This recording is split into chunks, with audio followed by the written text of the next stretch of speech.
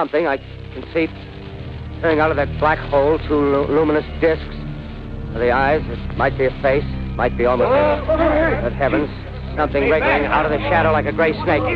Now it's another one, and another one, and another one. They look like tentacles to me. Oh, yeah, I can see the thing's body now. It's large as a bear. It glistens like wet leather, but that face, ladies and gentlemen, it's indescribable. I can hardly force myself to keep looking at it. It's so awful. The eyes are black, and they gleam like a serpent. The mouth is a kind of V-shape with saliva dripping from its rimless lips and seem to quiver and pulsate.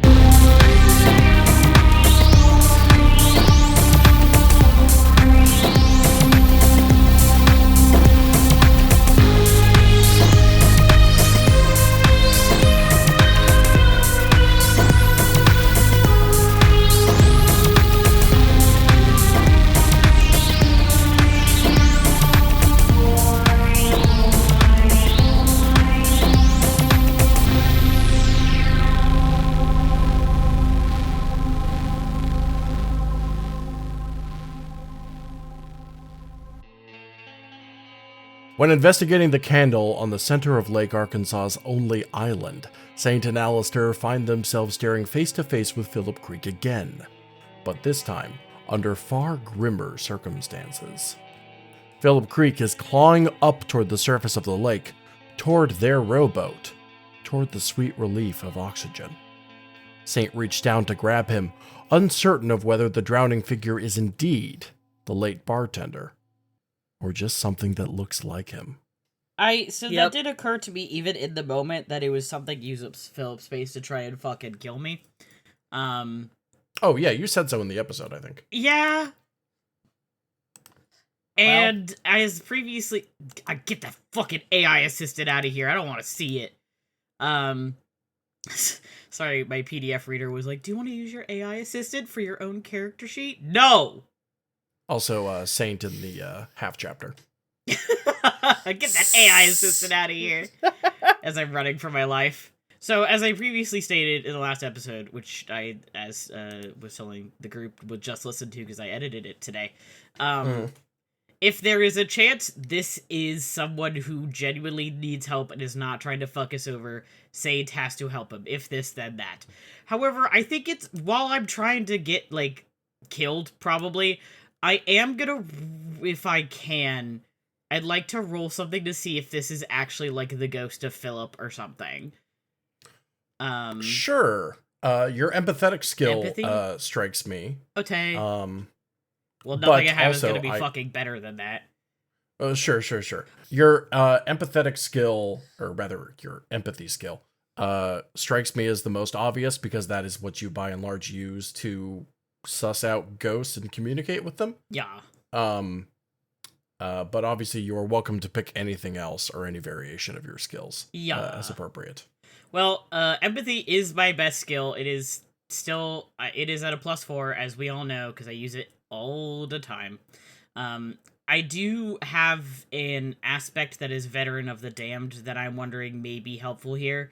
But I think, as we learned last time, we can roll and then invoke an aspect if it need be. Correct. I believe that's the case. So I'm gonna roll, because this game could be weirdly busted if you want it to be, as long as you have the points for it. And I currently have 5 because I got 2 last session. So okay. That's a neutral, negative, neutral, negative. Ruh-roh. That still puts me at a 2 with my +4. And using an aspect gets me an additional +2, right? Yeah, +2, a reroll, or... I still also have my lucky, which allows me to reroll. So I'm not gonna reroll. I have kind of something like that in my back pocket, like perma. I will spend a fate point to invoke Veteran of the Damned to get me a +2, though. Excellent. Nice. Putting you at 4 in total. Yes. Not every apparition that you have encountered or that you have heard other people have encountered interacts with the material world in the same way. There is a wide variety across the spectrum of the spectral as to how ghosts operate and what kind of signs and signals you pick up on, Saint. Even within that kind of range of signals that you can come to expect from the undead. There is something remarkably different about this one, that when you kind of focus in on it, feels very different from other spirits that you've encountered in the past. Something about it feels a little malevolent. But you can't tell if that kind of raw output of energy, of emotion, is that anger or is that malice? That is helpful. Sick nasty. And I think just saved us. Because if it was actually a ghost or someone who needed help, me trying to help them would not make them mad. And if it's something malevolent, I don't want to help them. So I'm going to look back at Alistair, and figure out how I want to say this sentence. I fucked up. I fucked up. I don't know what that is. But it either is mad at us or wants nothing good from us. I'm gonna let go. I guess I will use whatever, like, I don't know how helpful it's gonna be, but I will attempt to help pull Saint back out of the water, I guess. I think you had an oar in the water to try and help this out, so you... I definitely did. Yeah. I guess if Saints, like, actually were not trying to drag this dude out of the water, I'm gonna pivot and try to smack it in the face with the oar to be like, let go of Saint. That's my man! That's my boy! Ezra, in that case, can I get some sort of physical roll from you? Yeah, you can get a sweltering, whatever happens with the dice is what happens. Wild. I think we've determined that I have 0 skills that can be used for an attack. Nope. Yep. We determined last time that your only quote-unquote physical skill is stealth. Yep. You don't have fight, you don't have athletics, I don't have dick squat. I don't think you have anything that would apply here. No, I have literally dick squat. Actually, nope. You know what I want to know? Or we can decide in this moment. Or? I do feel like this is the kind of thing where, while the ideal for a low-level department operative is that you would never be put in a situation where you were, like, actively being confronted by a malevolent supernatural entity or phenomena, that doesn't mean that it's never going to happen. And it does sound like there's probably like a, you know, like before you get like it's like one of those like everybody has to take like, what if there's an active shooter in your like office building 101, like every year kind of training, right? Or like you have like you're like extremely basic, like everybody had to get a food handler's permit even if you like don't actually handle food because you work in a specific place. I feel like there was probably like some kind of oh shit training that I had to go through, and I'm wondering what it was, because I feel like that actually is the most realistic thing for Alistair to do in this moment. And so I would like to collaboratively figure out what that would be likely to be. Is it try to fight back? Is it run? Is it like what, you know, is there like some sort of like you had to like pick whatever your nearest, like whatever the closest like faith thing you are or you have a relationship to, and like memorize that in case that works? Like, is that something that would be like on the department books as like sometimes that works, or does it work because you believe in it? So if you don't, or they're just like, well, if you don't believe in it, you're boned. I don't know. I'm trying to decide I don't have a good answer for what makes sense here. Also, I can also just hit the goddamn thing with the fucking oar and we can move on. You're asking if there is something that Alistair can grab onto, a ritual or an object or a method that could be used to repel this in case of emergency as part of your basic training, right? Yes. Yeah, Okay. was there in the extremely unlikely event that you get too close to the object of an investigation and it turns out to be some kind of presumably spiritual entity that's trying to kill you, Malevolent. This is what you should do. And if the Do you answer is just kiss your ass supernatural goodbye, style, carry bottles of holy water and salt on you? I mean, I definitely do not have either of What those the things in fuck? my inventory, nor do I wear or carry any kind of religious symbol, Christian or otherwise. Unless I needed it for a costume. You telling me Alistair doesn't have a fanny pack full of ghost hunting tools on him? I mean, it would be funny if he was just the dude from that one scene in The Mummy. Oh yes, just going through all of the different. Yeah, that would be hilarious, but that is not. I don't think that's what's happening here. Sure. Do you want to do some sort of personal knowledge roll, whatever that manifests as, to recall from your basic training? Yeah, what I have is the stunt that's I remember this from training. That gives me a +2 resources for background and procedural information. Mm-hmm. So I guess it would be that would give me a total of +3 on a resources roll, which I feel like is kind of appropriate for a split second. What do I have to work with in this situation? Question. I would. So I'm I feel like if I'm rolling in the moment to give Saint an advantage on getting away from this thing, I roll resources to do a split second. What do I have to work with? Sure. Does that seem reasonable? Mm-hmm. It is create an advantage, right?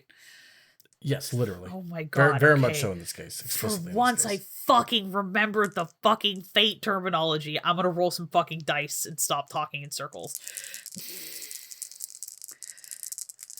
Thanks.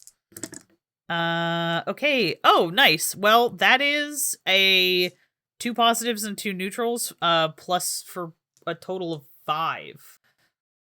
Alistair, as part of your training, I believe that the department absolutely gave maybe every member over a certain rank, any member that kind of goes out into the field or is likely to encounter something at all, maybe has a series of mental tools at their disposal. It's nothing physical. They don't send you out with little vials of holy water or splinters of the true cross or anything like that. But yeah, I think really maybe expensive.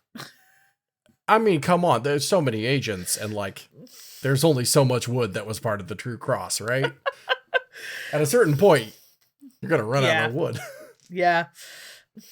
Anywho, but I bet part of your job involved a certain amount of the equivalent of mental conditioning. In the same way our real CIA and FBI agents are they toughen themselves up to be not susceptible to torture. You probably have an equivalent of that mental conditioning where it's in case of something really freaky, here are some phrases that have been proven to work in the past or whatnot.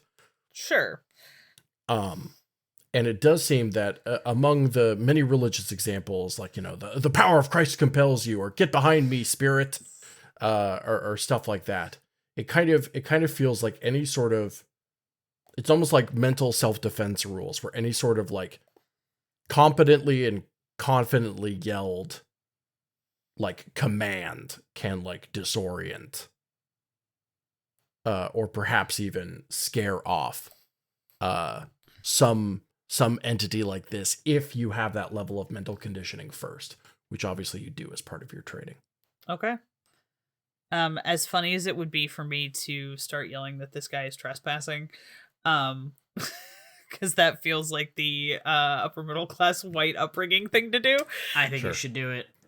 No, you know what? Yeah, absolutely. I think Alistair's context for that from training was so like, well, like I'm just gonna sound silly trying to yell any of the like religious stuff, and so just really puts on a like his dad voice, which is not a fun thing to hear, like shouting, and does just yells, "Get your hands off him!" and like the most like I'm an upper middle. Like, I'm an upper middle class white guy, and like I am used to being obeyed kind of voice. A thing that like I think like definitely Saints never heard Alistair do before. The water is a little muddied, not literally, but the surface tension has broken for sure, as you all have reached your hands down and stuck oars into the surface of the lake, kind of distorting the reflection a little bit. So you don't have the clearest vision of the entity on the other side. But the surface of the water, it's like when you're pulling a fish in, and there's just like thrashing underneath the surface. That's clearly had an effect of some type. Saint, I believe you said you were letting go? Yeah. And trying to pull my hand away, if I can. It seems like whatever Alistair just yelled, it had some sort of effect, because you can feel the kind of grip loosen on the other side of the water, Saint. Mm-hmm. And the hand kind of pull away from yours. You can feel the absence of that kind of pressure there. But not before you feel this kind of scraping feeling on the side of your forearm. Oh, dude, my forearm. Am I able to still, like, wiggle my hand loose? Or You do are. Okay. Nothing is holding on to you anymore. Cool. Baldur's Gate 3 style, I slap that hand. I get my hand out of there. I'm sure that will mean something to me in several hours. It happens very early in the game. Yeah, it is. I have not gotten that far. Okay, what did you say exactly, Ezra? I said get your hands off him. Okay. Satan just turns and gawks at you for a second, because he can't believe that fucking worked. And then, shakes it off, and he's like, shit! Thank you! Let's get out of here. Do you still have the other oar? Yeah, I will relinquish the other oar. Okay. I'm gonna start paddling our way fucking out of here, which is athletics. That is a neutral, positive. So that's a 3 in total. Nice. All right. Using your expert rowboating skills, you are able to kind of turn the boat around and head back to, well, I guess either direction. You can go to the boathouse or back to the bar. I'm gonna take it back to the boathouse. That's where our car is. Yeah. I don't want her to come back and be like, where the fuck did the boat go, also. And I don't think we're gonna need it again anytime soon, especially given the fact that we were just attacked in the fucking water. Yeah, perhaps potentially by whoever just killed Phillip. Yeah, that's true. Oh, I just got cursed, though. Yeah. Probably. Oh, the curse. Oh, the curse. Oh, shit. Whatever, we'll check that out when we get back to land. Me furiously like, wait, no, I cannot prepare remove curse. This is not that game. No. I would like to use a ritual spell, and I would like to remove curse. Ben's like, yeah, I bet you would. Yeah, good for you. You row back to the boathouse then. As you're rowing the boat with not much else to look at, Saint, you do get a glimpse of your forearm underneath the cuff of your shirt. It didn't break skin, but there's like those red scrape marks going up the side of your arm. Mm-hmm. Like something was gripping onto you a little too tightly. and dug its nails in. Okay, well, it left a physical mark, but it didn't break skin, which is what I was really worried about. Because I was pretty scared. I was going to look down, and I was going to see black ooze coming out of my fucking arm. Oh, the ooze. Yeah, oh, it's not the ooze. Anyway, so that's a thumbs up for me for now. We have successfully driven the boat back to the boathouse. Let's find out if we got caught, but... Yeah. Can I keep an eye, like, if I am keeping a lookout, can I see if anyone is visible from the shore? Sure. Alistair takes a quick look around the shore and does not see any figures. Okay, I believe the coast is clear for us to return the boat. Let's put this bastard back in the boathouse. Sure, I don't feel there's much to narrate there. You return it to the boathouse, which is untouched since you last visited it, and it does not appear that Alice has noticed your departure. Well, thank God. Let's get the fuck out of here. Lock the door up again. Yeah. Yep. And then let's just pretend we were never here. Haul ass, and we can check out my arm once we're back. Yeah. Do you I'm like, are you gonna tell Alistair about this will not be a zombie bite situation. I'll tell you once we're back in the van, can actually look at it. Right now I'm on turbo mode. Oh yeah, we need to, we're technically we're trespassing. Let's motor. Yeah, I want a biggie boogie. The padlock locks back into place, and the two of you are in the clear to return to the van. Okay, once we get to the has anyone left any creepy fucking notes? No. Okay. Cool. I'll roll back my sleeve then. I just had this moment of we get back and there's just a dick drawn on our windshield. Oh yeah, in the dust on the windshield. Man. And then I draw another dick next to it. That's right, because 2 dicks drive around in this car. Cool. Once we actually get back to the van, I'll roll back my sleeve. I brought my coat with me, BT dubs, because I'm sure that it will be did Satan take his coat? Yes. But I'll roll back my sleeve and actually take a look and show Alistair. I don't know, it grabbed me pretty hard when it let go, or when I got free. The fact that it was physical is odd. It shouldn't, unless it's in another body, it shouldn't have its own form if it was a spirit or a demon or anything, so this makes me wonder if that was the thing that they were, creating the protection spell for, and if so, one of the candles must be out.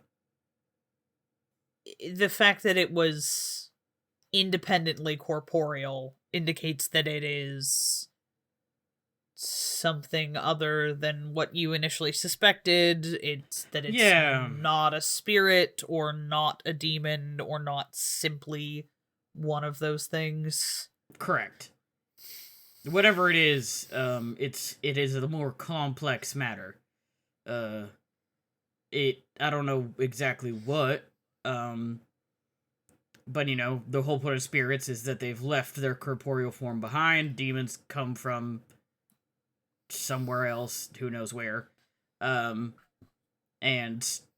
have to join into another form in order to move around and do whatever they want. That's why we have, possessions. It's because they can't get their own. But that doesn't mean there aren't plenty of things in this world that don't already have their own corporeal form. Or it's still, and presumably, considering it looked like Phillip, it must be able to change its shape. Or, God, this sounds so dumb. Cast a spell to make it look different. Or something. I love that Sane is just I'm literally an exorcist, but I draw the line at magic. Yeah, he thinks it's dumb. No, I love that. I think that's really fun. Okay, Alistair's very obviously, like, assimilating this information and trying to think through the implications in that way that he does when it's the, like, oh, I learned something new, reevaluating. In light of the idea that it is perhaps not a demon or not a spirit, and indeed is either permanently or corporeal or has the ability to become corporeal without possessing someone, can I, like, basically roll another lore check to see if I think I might know what this thing, like, if that changes my, like, I have no fucking idea what this thing is answer? Yeah, absolutely. I would say I would help you, but considering you're thinking about this in your own dome, I don't think that works. Yeah, let's see what I get. Whoa. I also think I'm probably spending the time you're thinking, like, checking out my arm, so I'm busy. Okay. That is 3 neutrals and 1 positive, plus my 4 for lore is a 5. Saint is correct.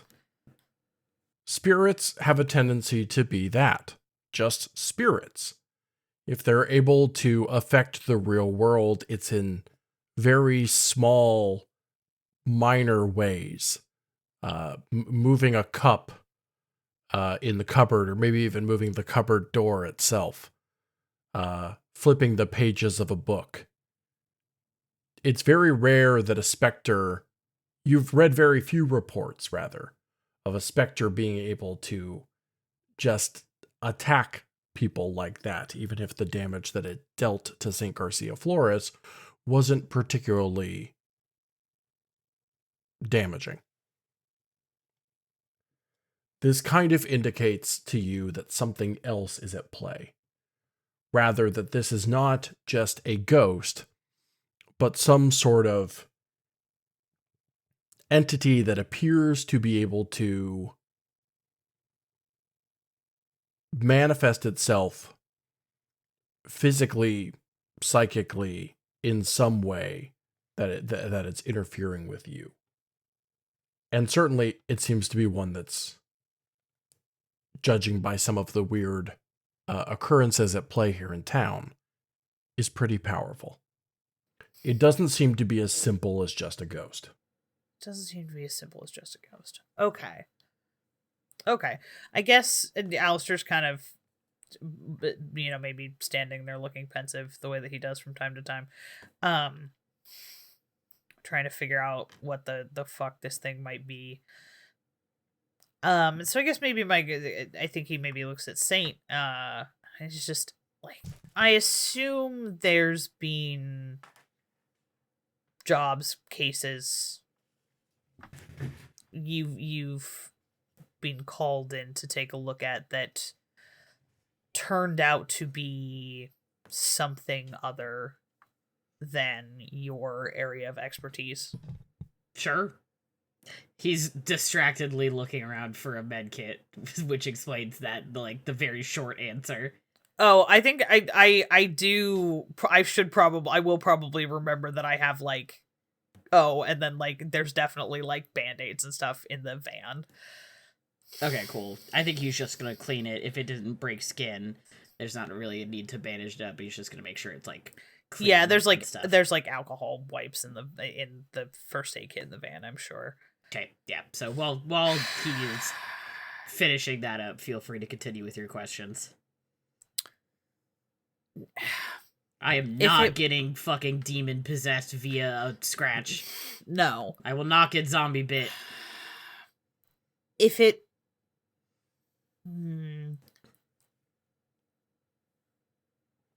On the other hand, this has many of the hallmarks of a situation involving the ghost or spirit of at least one deceased human. Yeah, but that doesn't necessarily mean that it is a spirit, right? I mean, it just tried to kill me/us. No reason it couldn't have killed him. True. There was plenty of stories of things living in water, Loch Ness, if you want to go wild with it. Sirens, if you want to be dangerous, Not that I've ever encountered Loch Ness or a siren, but, water's dangerous, you find dangerous stuff in it, and that's not, even including the supernatural. You ever been stung by a jellyfish? I'm just saying. No. Fortunately. Yeah, neither have I. Have you ever encountered anything that would... I don't know. I'm gonna have to say all of this out of character. Just throw some ideas out there before I Sure.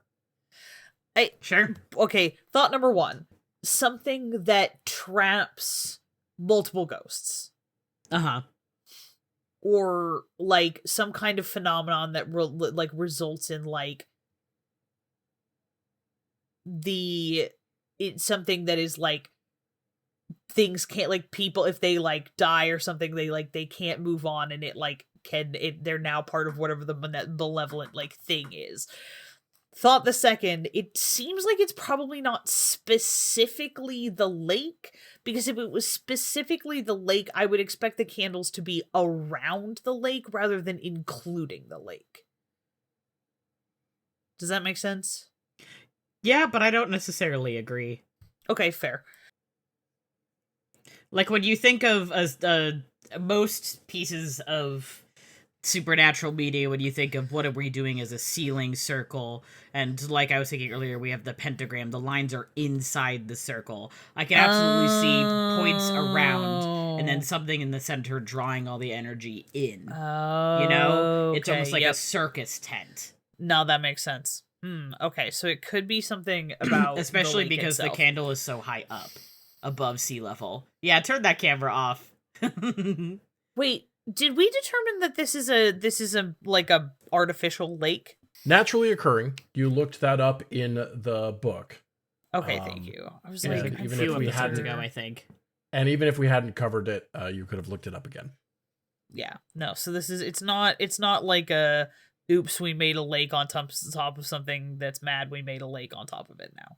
No, it's we made a city around a lake that possibly is mad that we made a city have, around it, or just we shouldn't have. This was bad urban planning. We moved into the forest and there were wolves there. Yep. It's more complicated than a ghost or a demon.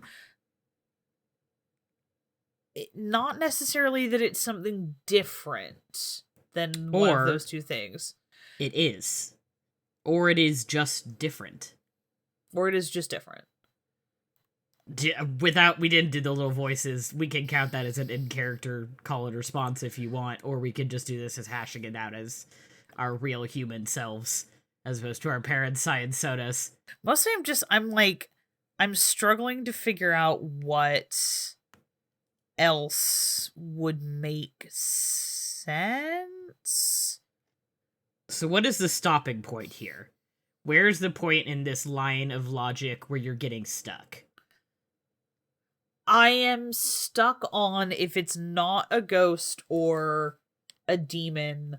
Sure. I can't think of... I am struggling to think of other things that have similar characteristics. What are their characteristics on your list? Something that is somehow involved with the spirits of or somehow interested in or involved with dead humans. Where did you get to that point? It looked like a dead human just now. Sub point. If it killed Philip, could it not mimic him? Could it not mimic Saint, having seen him for long enough and held his hand? No homo. Okay, I so think we should go around the point of it has to copy a spirit or it's spirit related to the shaking out all of the silt. The core point is it can make itself look like something else. We don't know why. We don't know the leading to, but here's what we know laid down. Okay, so here's what we know is Related it can to look water. like because there was water in there. So it's related to water and it can look like people. It can look like it can look like people, maybe other things, who knows. Oops, I just bumped my mic. Unclear. Yeah. But it's not necessarily visibly monstrous. Correct. Has a physical form or is able to do some kind of physical touch. Yes. And then this is kind of an assumption, so that could be stricken from the list. Maybe what we know that these candles in this town were set up to keep something out, or lock something in, to save the town. Yeah.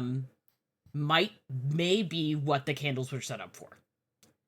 Yes. It certainly is dangerous enough to have killed a man. And it was either very angry or malevolent. And either way, if I would be pissed if someone was roaming around in my lake all day, or if it's malevolent, it would have wanted to kill no matter what. So I think those are the facts we have at hand for whatever just tried to attack us in the lake. And once again, this is an assumption and can be stricken from the record later. Presumably killed Phillip. Okay, yeah. So we should right now we are working under the likely premise that we are not being haunted. Yes. This place is not being haunted by Phillip. It is being haunted by whatever killed Phillip. Incorrect. Or even if haunting is not the appropriate verb, what we are dealing with is potentially whatever killed Phillip. Yes, the haunting of the Lakeside Bar and Grill is Phillip. That, I think, we have no doubt. Phillip is the one throwing candles. He is the one I communicated with. He was in the mirror. Phillip is there. The antagonist of this episode, I think, is different. That may not be true, but I think right now it is easiest to think of that as the thing in the lake is different. Okay. And is not, I think, that's why I tried to save it, because I was like, that could be Phillip. Okay, but we are fairly convinced that it is not now. I am at the point where I think that they are two separate entities. Okay, that makes sense to me. So there is the haunting and then whatever killed him. Yes. My thought of the timeline right now, which I'm not gonna set in stone, and is entirely like a guess. The facts we have are few, but are more than we used to have, which thumbs up emoji. But here's my thought on the timeline: is several generations ago, people in Phillip's family for sure, and Macy's family maybe, and God knows what other families, set up these candles, set up this thing. That is the very beginning of the timeline before we ever rolled into town. They set up a circle for protection for the town. Fast forward to now, Phillip Creek dies. We don't know, he dies on the lake.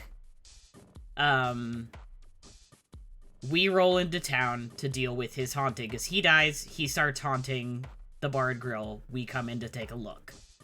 We establish contact with him, a couple of times, and are able to ascertain vaguely that the candles we have found during the process of our investigation were set up on purpose, and were set up to do the protection spell mentioned at point 1 in the timeline. Okay. We come out here to check on what we think is probably a candle, to confirm that there is a candle here, and we do. Get back in the boat, something tries to attack us, and it looks like Phillip. It is either angry or malevolent, or, God knows, both.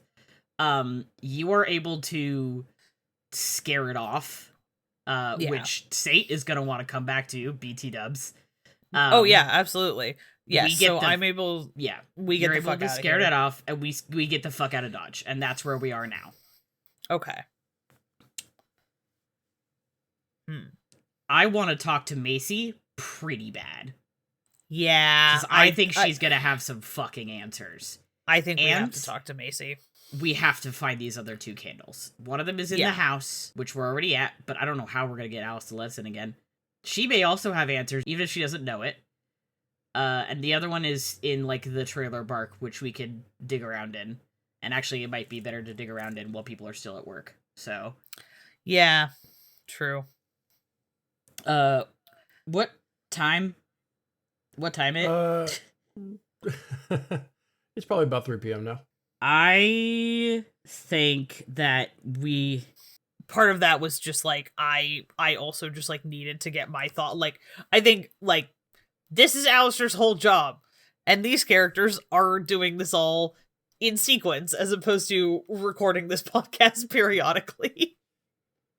And Right. so I feel like it's harder for us to sort of, like, it's harder for me to be like, okay, here is all of the things that we know. I think I think we need to go find the other 2 candles. And Yes, I think maybe agreed. I think Alistair kind of stops trying to, like, articulate whatever it is that he's got on the brain, and is, like, mentally like, okay, I'm just gonna put that on the back fucking burner for right now. Mm-hmm. And think about what do we do next. To which I think he probably will just say to Saint, do you think finding the remaining candles will enlighten us as to their purpose? I think so. I'm starting to wonder maybe if one of them is out, and that was what caused this domino effect. If that's true, if one of them has gone out, and disrupted whatever the binding or protection is, would your skill set extend to renewing it, fixing it, whatever is appropriate? Fuck, man, I don't know, but it was set up by normal people, and we are, if nothing else, maybe not normal, but we are people. I'm sure that someone, found some ritual somewhere, and we can figure out how to recreate it. I bet either Philip's got documents on it in the house, if Alice doesn't throw them out, or maybe Macy would know, or the other folks who, this town had capital F families. I think there might be some others. So It may become necessary. was Harvey one of them? Am I remembering that correctly? Who had, like, been here a while? Yes, in your conversation with Lefty, he mentioned that Harvey had been around for a while. Damn, Okay. nailed it. Nice. That's all. I'm just saying, if I had to guess, I think there would probably be a specific number of them. But it could not be. Who knows? Sure might. I'm putting that on the list of maybes, not list of facts. Yeah. Okay. So, I think it's, 3 p.m.? I think people are still at work, but the workday's wrapping up. Macy's not going to be at the diner yet if she shows up again at all. Do you want to try here, the Creek House, or do you want to try and go to the, trailer park is the word I wanted, and that was hard to grab. Do you want to go to the trailer park while people aren't, home? We can snoop around without seeming too suspicious. I think either or is good. I think it makes sense to do some reconnaissance on the trailer park while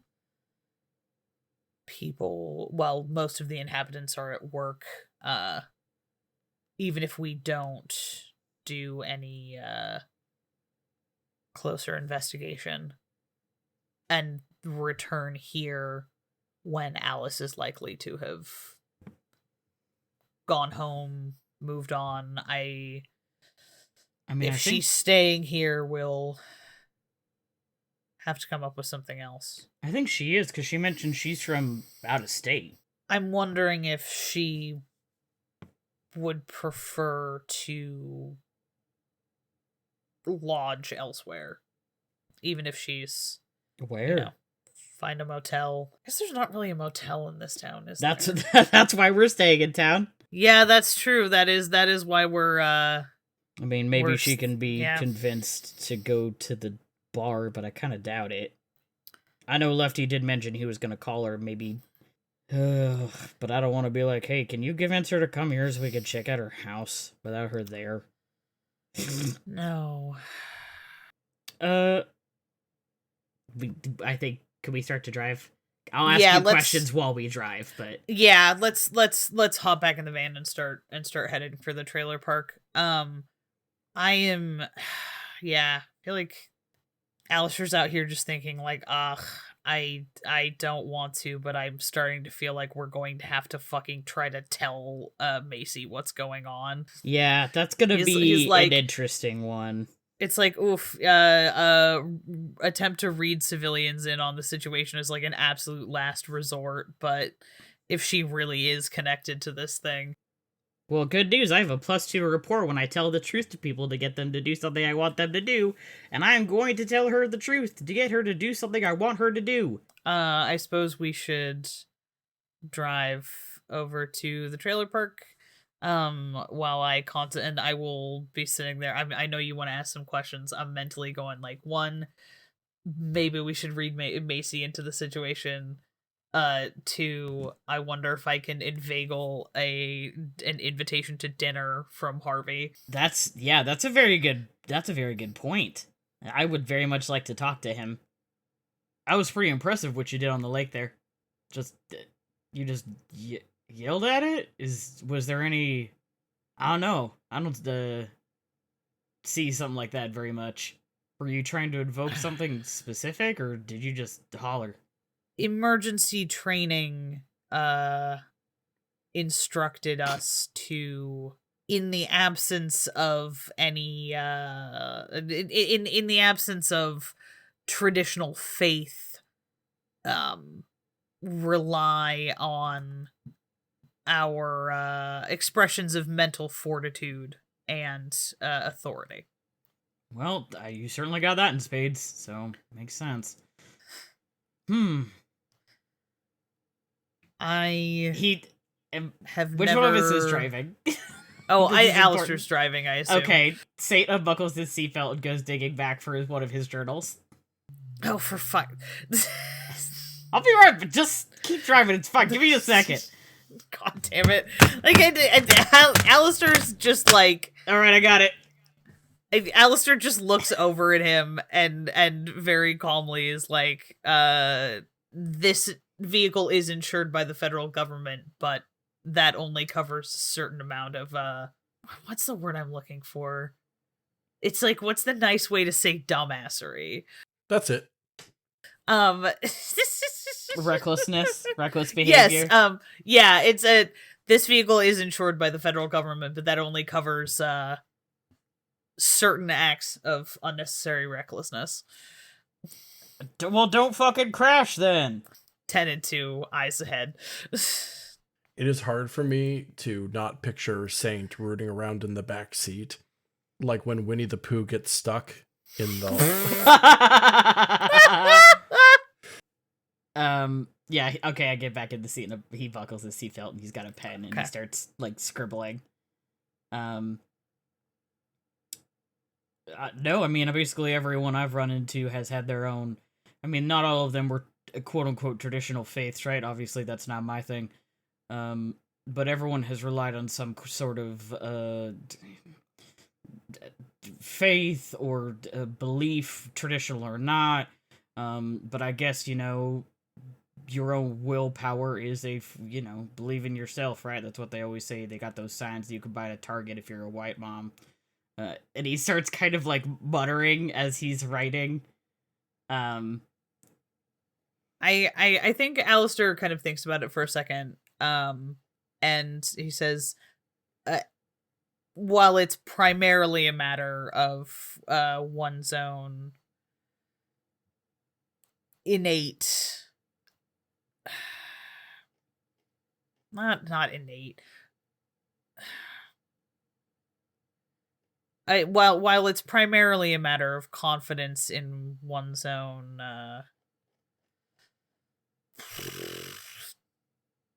mental fortitude, really, I suppose there is also a sense in which a certain amount of authority over these kinds of situations is conveyed by a position with the department. This is literally my job. Saint stops writing and looks up and says, "You think whatever's in the lake listened to you because you have a government job?" No, I think whatever's in the lake listened to me because I believe in the authority conveyed upon me by a government job. Ah, interesting difference. Okay. Then it starts writing again. It looks like there may or may not be a table that he's drawn out. Alistair is steadfastly not looking because it's very important to keep his eyes on the road. When they get back to Austin, Saint just picks up a brand new journal and just the first page writes, Alistair. Jerry Seinfeld Hearts voice. around it. I was going with Jerry Seinfeld voice. What's the deal with? What's the deal with Alistair? That was almost in sync. Alistair Garcia Flores. Just in this journal with hearts around it. Me, what's the deal with Alistair? Me, every single time we sit down to record this podcast. Yeah, but for me, it's what's the deal with Alistair McAndrews affectionate. Yeah. I just deal with him. What is his deal? Once again, it's Alistair Trumbo-Gomes. I'm not taking his name, but I'm writing that in my journal in glittery gel pen. Did you use your last name there? And not Garcia Flores?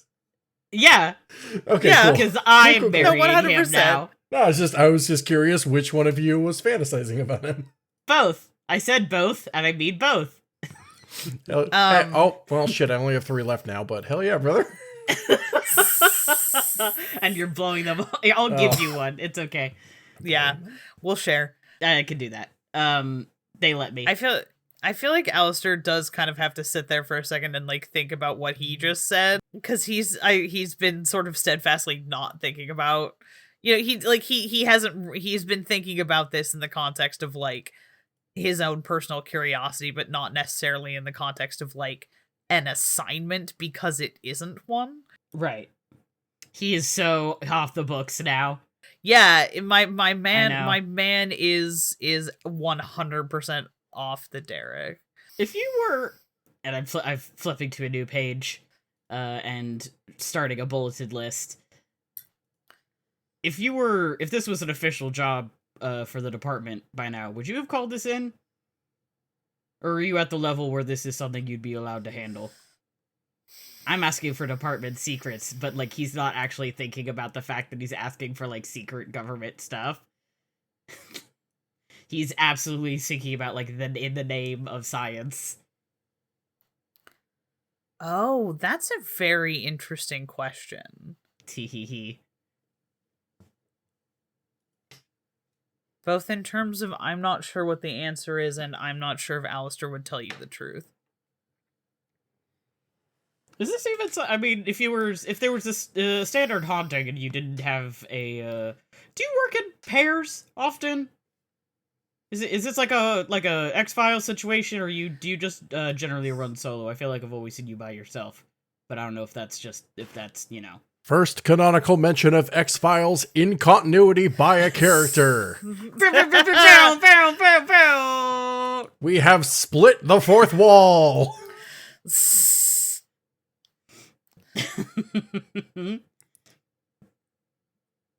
It's really not anything like the X-Files. Well, I know that. I've spent enough time with you to know it's not. Dude, I've spent enough time doing my job to know it's not like the X-Files. I'm just asking because it's the closest, cultural touchstone we have.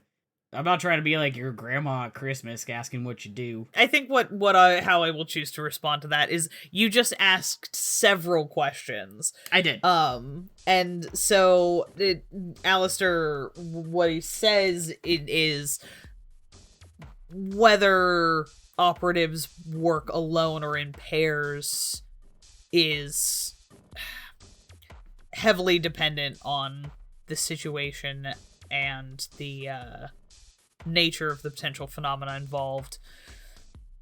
There's circumstances under which it's vital to have two people who are able to, for instance, ensure that each other have not been corrupted or influenced, or there are situations where one person can blend in much more readily than a pair would be able to. The Mulder and Scully act has its place. Does this make me does it make me Scully? No, you're too serious to be Mulder. Okay, interesting. I start writing that stuff down. You're gonna have to rip this page out of my journal later to burn it. I think I've very strategically not actually told you anything useful. I know. Good. Okay. Saint will remember this. I think Alistair feels like he has successfully. You wiggled your way out of that situation, right. And I was too wrapped up in my thinking through stuff to even notice. You've dodged a bullet, McAndrews. Well done. And I think he then, it feels like it's important to change this or pull Saint's attention back to the matter at hand so that he'll stop thinking too hard about why Alistair has not called his boss. And also Alistair I think he's been thinking about it since we stopped and got 18 episodes into this business, to be fair. Yeah, because you were initially supposed to just kind of drop me off, and then you were like, I'll stick around, and I'm sure Saint was like, yep.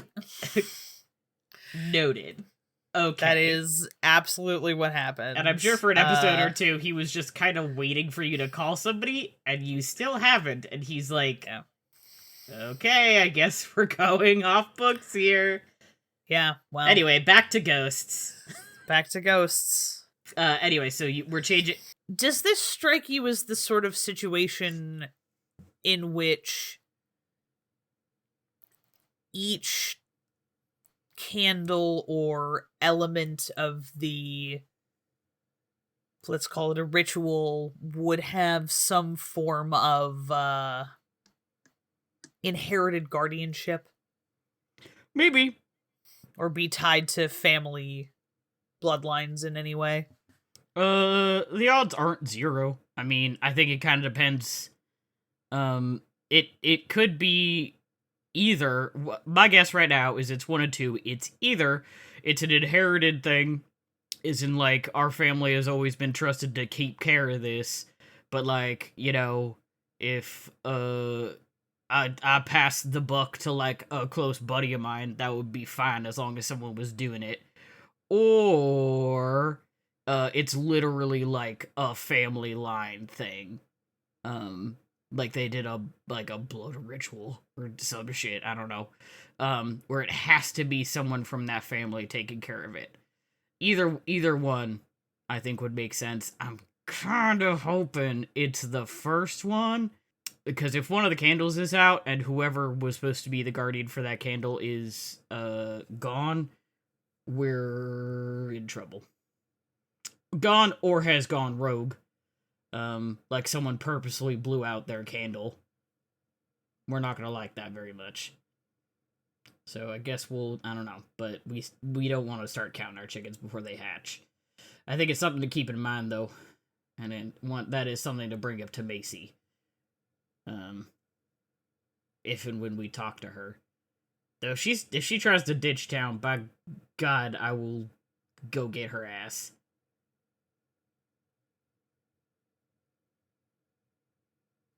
Possibly the motorcycle would have been more useful for a high-speed pursuit. Yeah, but it would have been much worse for going up a mountain. So, ups and downs. You don't want to go fast and furious in this truck? I think Alistair Sorry, just fan. looks over at Saint with a look like, with just a blank look on his face. Can't tell if you're giving me that because you're disappointed or because you don't know what the Fast and Furious is. Looks back. Just his eyes back on the road. I'm gonna take that as both. Okay. Alright, he, like, clicks his pen and closes the notebook. We're going to the wasteland. The distance. We're going the distance. We're going for speed. Sorry, we agreed to go to the trailers, yeah? Yeah, we're gonna Okay, we're heading to the trailer park, and we're just gonna kind of hopefully, I don't know what we think we're gonna be able to like figure out from driving around. Well, I'm hoping we park and actually like hit the bitch up on foot. Like split it up into a grid and see. That makes sense. It might be in somebody's mobile home, but I kind of doubt it if this was set up before presumably all these got moved in, and also like the movable nature of these trailers kind of means that like I doubt if for something that needs to stay in one place, I doubt someone set it up there even if it was here. Ergo, it's got to be someplace we can reach without breaking into somebody's home. Unlike the other candle. Okay. Oh, I see what you mean. It's that if it's been here and you can't move it, it wouldn't have. It would predate mobile homes. Correct. So it's got to be outside somewhere. Okay. Yeah. All right. Well. Or in some kind of permanent building. Yeah.